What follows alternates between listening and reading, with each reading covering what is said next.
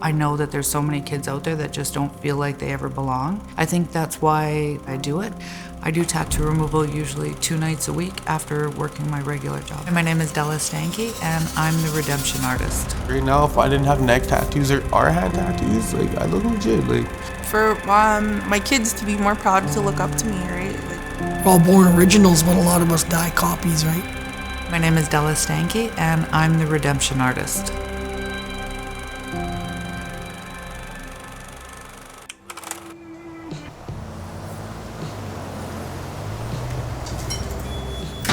Hi, Taylor. How are you? I'm good. How are you, dear? Good. Perfect. You have hand sanitizer. I have a lot of bad tattoos, and I went to go to see how much it would be to get one of them removed, and it was a few $1,000s.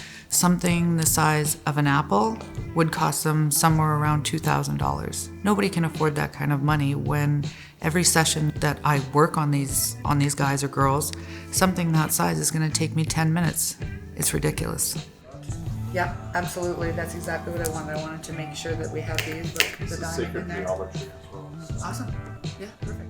When I work on these guys and girls, I always usually bond with them over something, and they always know that I'll help them no matter what. I mean, a lot of them have called me when they're at a party and they want to use, and I've gone to pick them up just because I don't want people to feel alone the way I did. We came from a really small school. Going to school was the safe part. It was going home that you worried about. My mother was a very abusive alcoholic. She always used to say I needed you like I needed a hole in my head. Right from the time I was really, really little, I always felt like I didn't belong in that family. I didn't look like anybody. I wasn't made to feel like I belonged either. They told us when we were probably about 6 and 8 years old that we were adopted. It sort of gave you a little bit of hope that when you're getting beaten or anything like that, you always think somehow, some way that your birth family is gonna still come back and rescue you. I was around 12 or 13 years old, and she had actually stabbed me, and I laid there in my bed thinking that I was gonna die. My dad had come home that day and he had found me with blood on my pillow.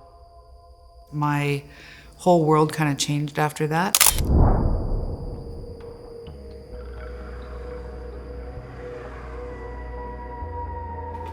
so, as you know,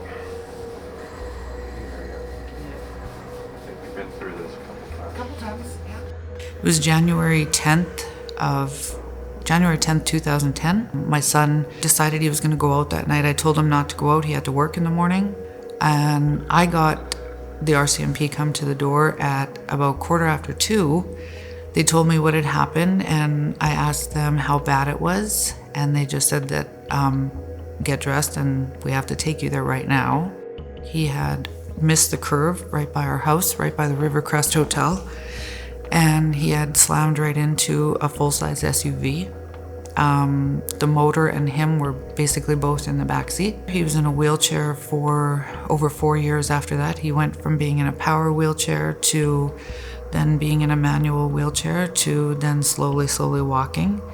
They told me he would never drive again, he would never do any of that stuff, and now he has a bigger truck than I do. I made a promise that if he could be brought back to me, I would spend the rest of my life paying it forward, and that's what I'm doing. A good friend of mine actually had gotten me into working in a federal halfway house, and then I started meeting these guys coming out of jail, and most of them had gotten all of their gang tattoos while they were inside, and they were coming outside wanting to change their life. A lot of them couldn't. They've got tattoos on their face, on their neck, and then next thing you know, they just go to walk outside and they get jumped right back in the gang. And if that happens enough times, they're just gonna give in and go right back to the life. So I opened up a tattoo shop mostly just so that my guys that I was doing tattoo removal on would have a place to go that they felt comfortable going to. They started asking me whether they could bring some people to come see me, and it sort of just went from there. My reward is also getting close to them and, them telling me they got a job and that they got, they bought their first house ever and stuff like that. I mean, I love that. The first time they're in there, for some reason, I always put goggles on them so they can't see anything. So I think they're gonna be way more scared if they actually witness what I'm doing to them, because it looks like I'm basically just burning their skin. Then I basically just do the tattoo removal, ask them if they want it covered up, ask them if they want a bandage or not, and I tell them how to take care of it during the next week while it's healing. Mostly just making sure that they keep it clean and dry. If it's in the summertime and it could get dirty, then covering it up. And then that's about it, just telling them how long to wait before they come and see me again, and then telling them to call me in 3 or 4 weeks and make another appointment, and hopefully I see them again. After about 2 weeks, when they actually see the little white spots where we actually hit and they actually can see a difference, they're always happy. I tell them to text me a picture of the tattoo. I tell them usually it's around 10 times harder than getting the tattoo. I always ask them which gang it was. I try to form a little bit of a relationship with them. I try to keep it short kind of the first time, but then the second time they come in, start getting to know them better and everything else. And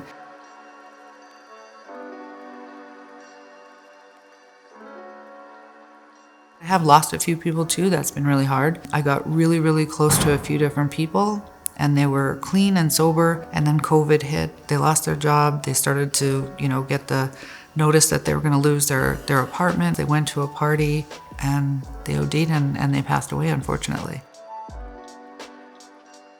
Some of them have come to me too and tried to get rid of their gang tattoos, but that was because they didn't like that tattoo, so they just got it lightened a little bit and then got a better one put over top of it. That doesn't really bother me either, because for probably every 10 that I work on, if one person isn't being completely honest, but yet I've bonded and have a relationship with 3 or 4 of them, that's okay.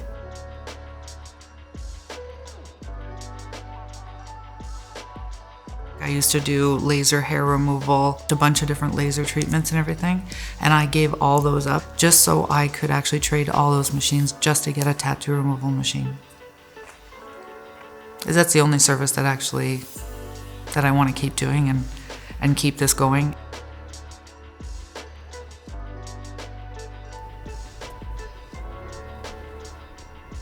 I've actually babysat somebody's kids before, or brought them groceries, or, things like that. One of my guys, after his tattoo was finished, after 30 different sessions, sent me a Christmas card with all of his kids, pictures and everything else, and we still talk probably once a week at least. If I can't do it anymore, then I've got one of my sons who's trained to do it. And so even he said, if something ever happened to me, he would always make sure that this continued. I know that there's so many kids out there that just don't feel like they ever belong. And I never felt like I belonged anywhere. I never felt like I was part of a family. And that's why I do it.